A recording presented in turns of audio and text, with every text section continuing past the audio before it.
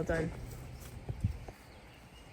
So I'd like to just put my vacuum gauge on there, see what vacuum it's pulling on idle, and that allows us to tune it a little bit.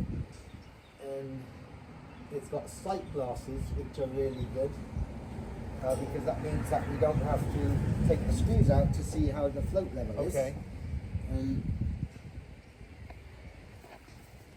It's right in the middle, which is where it's meant to be right now. So I'm guessing that's good.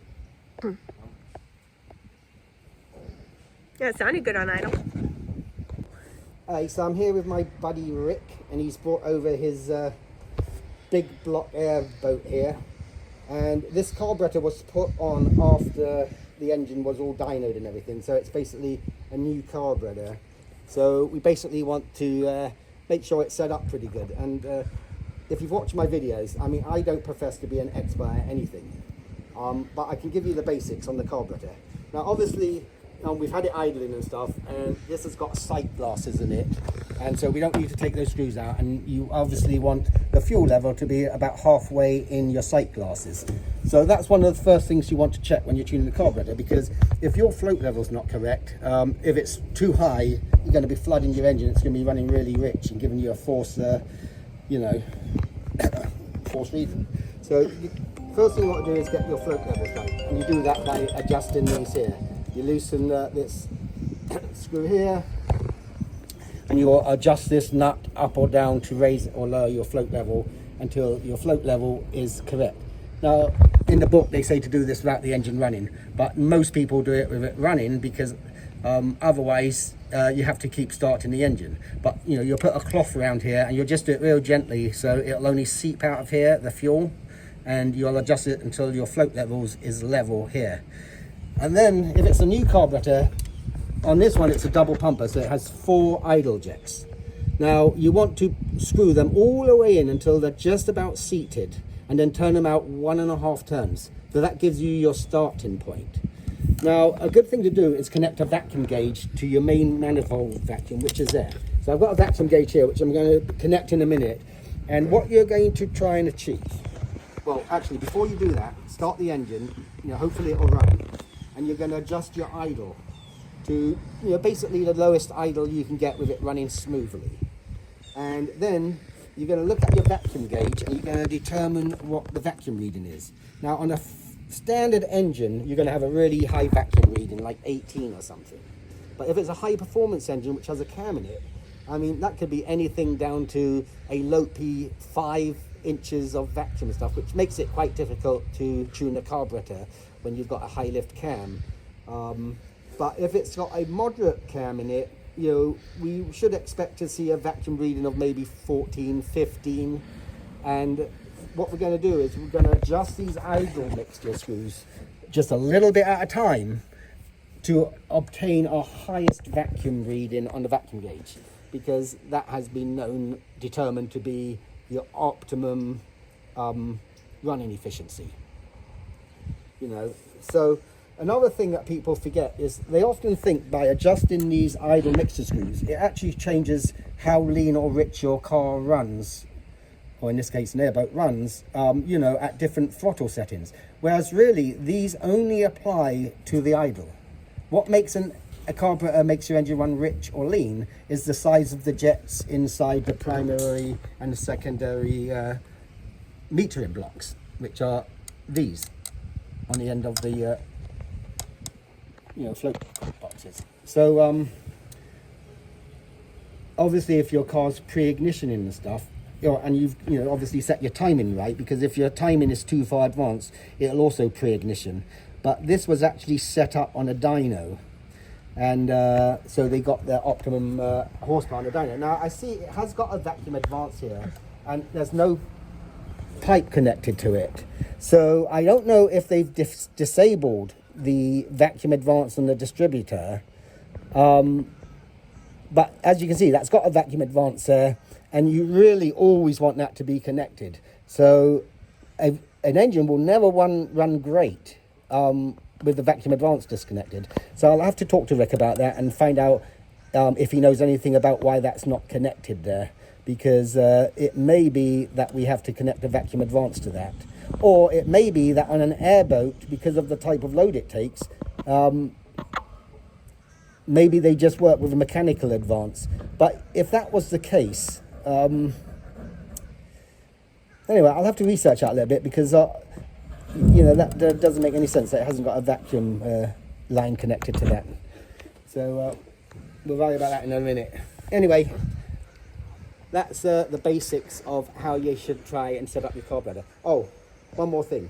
So once you've got your idle setting and everything correct, and your mixture screws set, the other very important adjustment is the accelerator pumps here, which are used for the transition between the idle circuit and the primary circuit. So without these, it would just fall flat on its nose, because it wouldn't have enough fuel between the transition between idle and acceleration. So it's quite important that this is adjusted to a point where it is literally just touching the fuel pumps here, because if it's adjusted slightly too much, you're not going to get the full shot of fuel in your transition. And if there's a little gap there, what's going to happen is, as you touch a gas, especially on light loads and stuff, you're still not going to get any squirt, and you're going to have a really bad flat spot. So once you've got your idle set and your idle mixtures set and it's all running nice, then you want to adjust these and make sure that they're just touching your accelerator pumps, because that's basically where you want it to be. Anyway, that's the basics as I know it. I may be wrong, but it seems to be I've been working out for me for the last 50 years. There's the other one. Anyway, let's get into it. I'm theorizing why there's not a vacuum line on the distributor. Now, I definitely like to have a vacuum operated distributor, vacuum advance on the distributor. Now, obviously in a car, when you're on the interstate or something and you're cruising along at 70 miles an hour, and you're doing, say, 2800 RPM, 3000 RPM, there's actually very little load on your engine. So when there's little load on your engine, your vacuum reading's optimized. So you're running 15, 18 inches of vacuum. And a situation like that, you know, you have your vacuum line connected to the distributor, and it's advancing your timing quite a lot because the engine's not under load, and your engine's running a lot more economical, it's running cooler, and it's running leaner. But it's possible, if the engine's not under load, it doesn't need to be retarded. You want it to advance the ignition timing. So really, it probably doesn't matter, because if you connect the vacuum line to the distributor, even in an airboat, if the airboat isn't under load when it's cruising along, it doesn't matter what the engine's in, you want the engine to be running lean because it's not under load. Right. So I'm guessing it's not connected just because someone didn't connect one. Or it was connected on the carburetor that it was on the dyno, and when the new carburetor went on and vacuum line wasn't connected. So I'm thinking that we can't go wrong by connecting the vacuum line, because in the event there's a load on the engine, being an airboat, the vacuum's going to be low anyway, it's not going to advance the timing. So anyway, because no engine will run well without vacuum connected to it. Okay, that's it. 1.5. That's exactly where it's meant to be for a starting point. So, half, 1.5. So I just want to make sure that everything's set exactly. A half, 1.5. Alright, so this is set exactly at the factory setting, which is where they recommend a starting point. So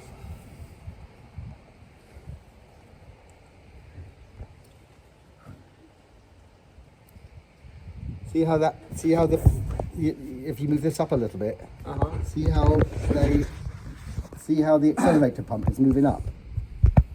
Yeah, it's moving up probably close to 1/8 of an inch. See that? Yep. By adjusting the screws? Well, you see this little spring here? Basically, you want that basically just touching this. Okay. Because the fact that I can lift that an eighth of, well, hang on, somewhere between 3/32ths before it leaves contact with there.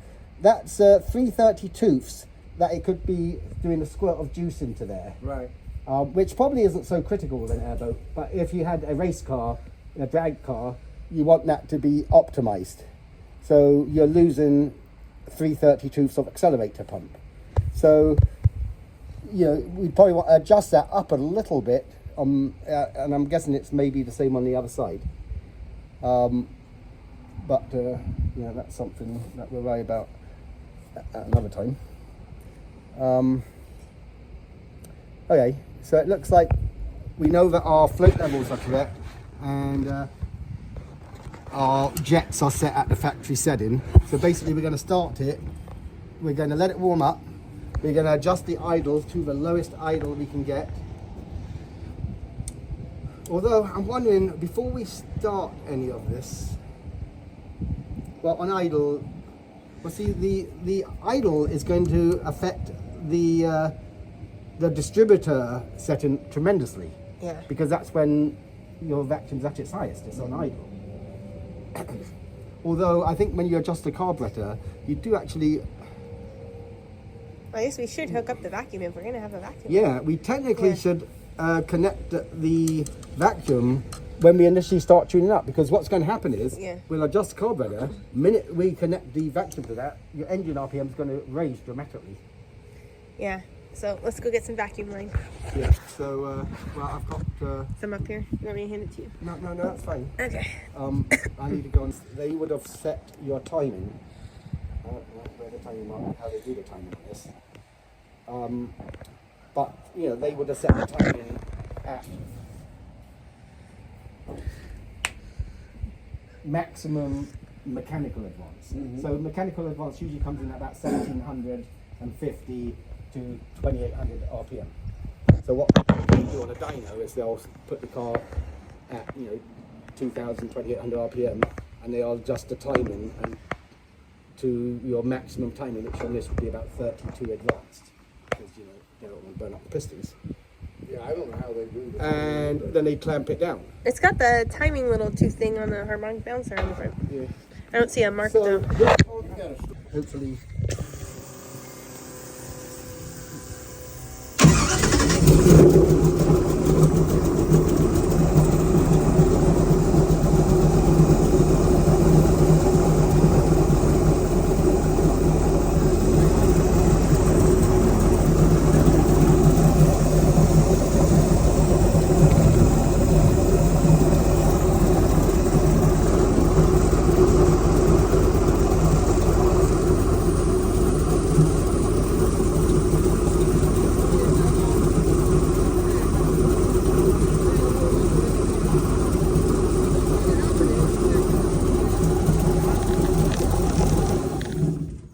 So the idle's quite... So I'm guessing that's because there's no vacuum advance connected to the distributor. So what we're going to do is we're going to connect that to the distributor, and then we're going to, you know, tee into this, and then we're going to see if your vacuum's a lot higher.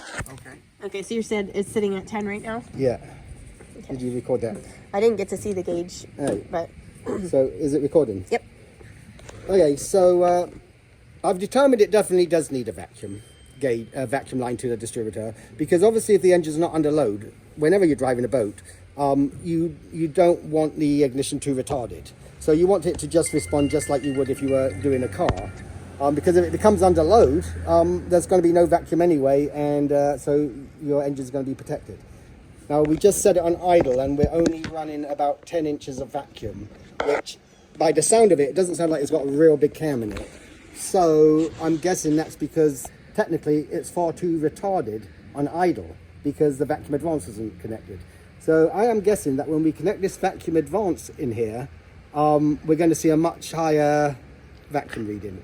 And we'll let it warm up once we've established that, and then we'll make our adjustments once the engine's warm. Got it? Got it. Right. Okay. Okay. So hooking up to the... I can probably fit my arms through these mesh. Leaves that on. Done pretty good. Yep. Okay. And that's disconnected. We'll probably won't be about that long. So temporarily, we'll stick this in here so that we can see what vacuum we're pulling, but still pull a vacuum on the distributor.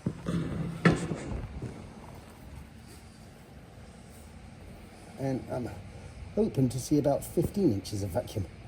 Now, because we don't know what cam's in this, maybe we're not going to see 15 inches of vacuum, but I'm guessing your RPM is going to sound quite a lot higher now. Well, we know it dynoed at what, 750? Okie Like dokie. 700. Right, start up. I didn't, when he put the cam, I didn't want something, I wanted it to be more. Hey.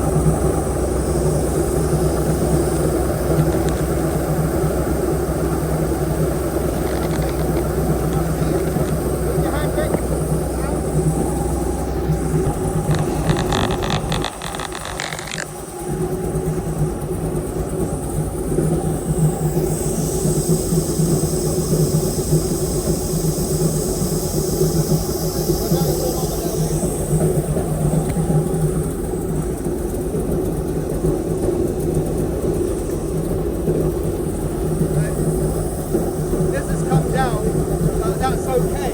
Had we done that with it disconnected, that would be like the engine would come out.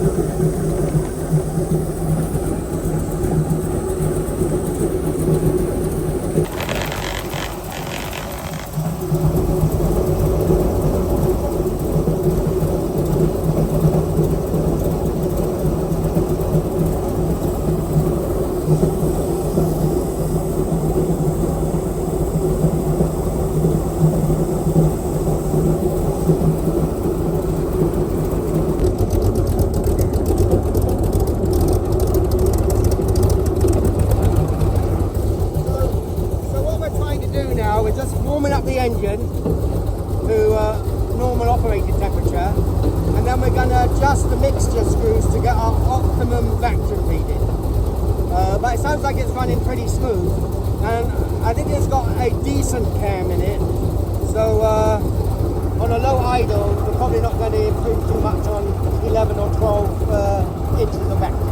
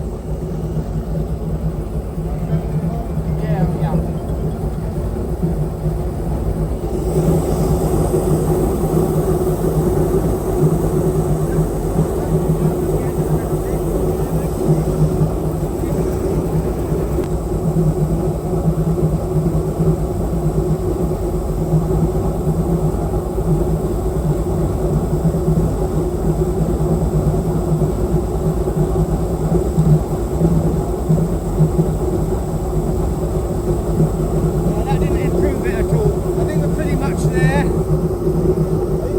With the adjustments there, which makes it 1 1/4 turns out, which is really what Holly would expect, somewhere between 1 and 1 1/2.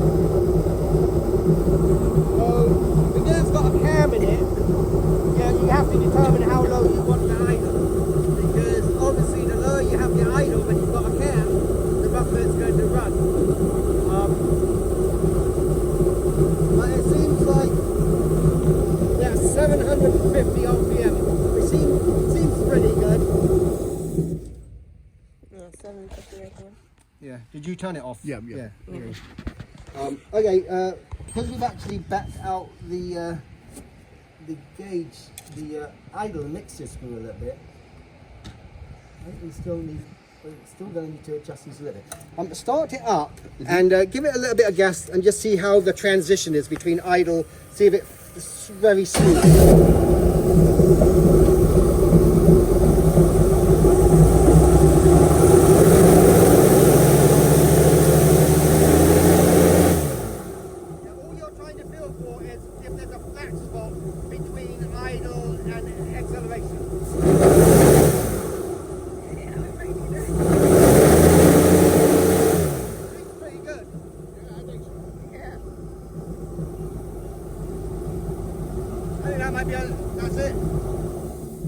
That's it. Okay. Time for the testing.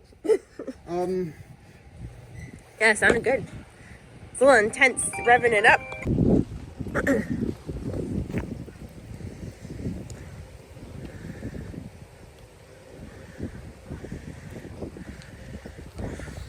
What? Did he unhook it? Okay.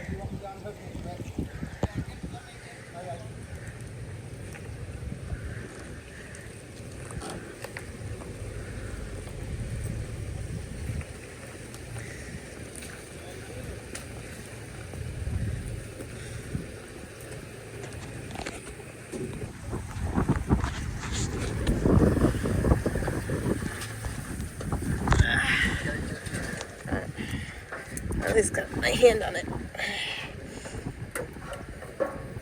Oh, Dad, watch your ankle between the boat there. We gotta pull it back. This thing's heavy. Yeah. We got enough rope to throw back. Yeah, now just kind of turn it, push it. There you go. Perfect. Like a true professional. Yeah, out here.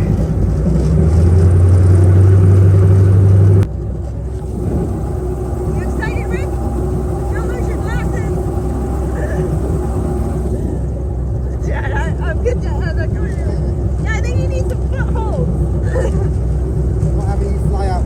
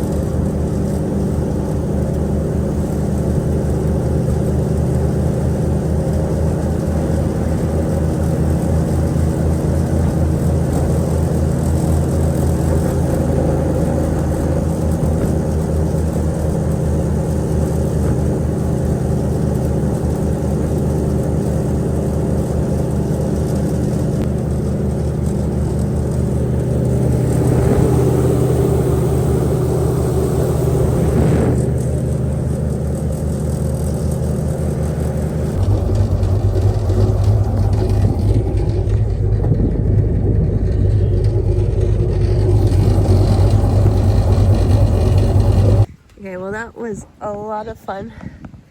Our first airboat ride in the alligator moccasin infested lake of Lake Seminole.